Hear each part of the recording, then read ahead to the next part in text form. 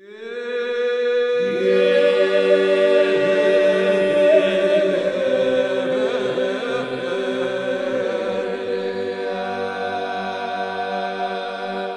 suis ravie de vous accueillir en Haute-Corse pour faire un petit périple d'un orgue à l'autre, dans le Cap-Corse, un petit peu en Balagne et un petit peu vers Corté, dans le centre de la Corse.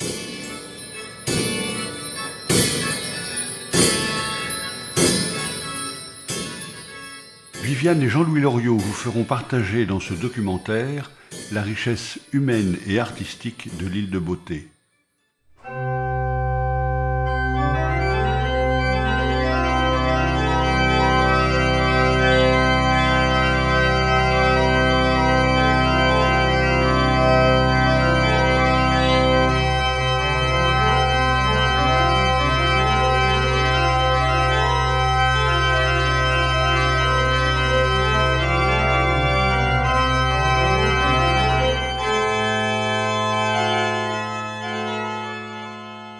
Alors, la classe est composée essentiellement d'enfants, il y a aussi 2 adultes. Les enfants étant prioritaires, on prend des adultes quand il reste de la place. Vous découvrirez de jeunes musiciens en herbe au tempérament déjà bien affirmé.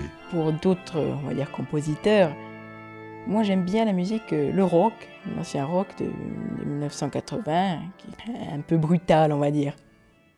Grâce à cette année d'initiation, où j'ai découvert plein d'instruments, dont l'orgue, qui m'a beaucoup plu. L'idée d'avoir plusieurs sons possibles sur un même clavier, l'importance de l'instrument, le son, le toucher aussi.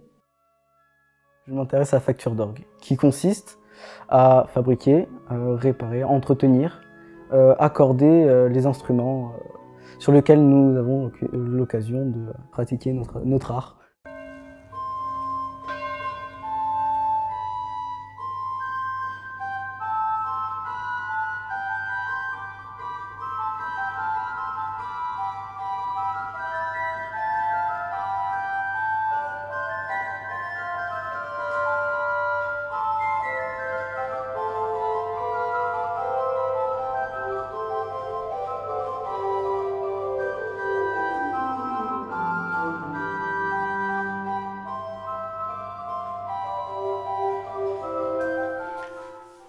Invité de cette semaine corse, l'organiste italien Rodolfo Bellati a gravé pour la revue Orgue Nouvelle un répertoire de pièces mettant en valeur les instruments présentés.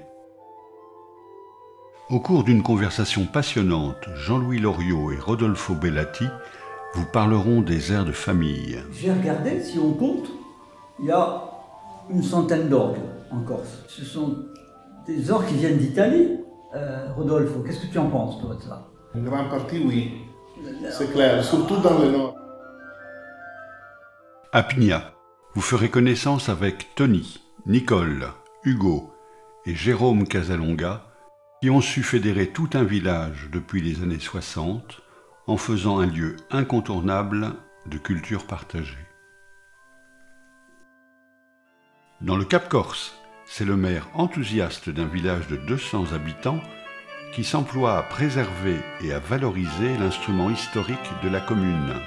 Nous sommes heureux d'avoir sur la commune de Tientour un jeune organiste qui utilise cet orgue en particulier, mais nous sommes heureux d'accueillir d'autres organistes qui viennent soit du Corse, soit d'ailleurs, puisque l'orgue a été utilisé récemment par des organismes venant d'ailleurs.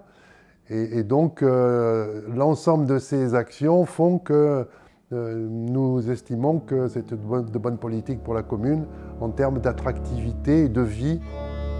En marge de ce périple corse, l'organiste et claveciniste Arnaud de Pasquale parlera de son attachement à ces merveilles de l'art musical. Villers-les-Petrabugno, moi j'y suis passé très rapidement. C'est un beau 8 pieds en mésotonique pour un orgue construit au milieu du 19e, je crois. On conserve des manières de faire très tard dans le temps. J'ai un grand ripiano en plein milieu du 19e. Vous trouvez l'intégralité de ce documentaire que vous pouvez donc visionner dès que vous serez abonné ou réabonné à notre revue Orgue Nouvelle.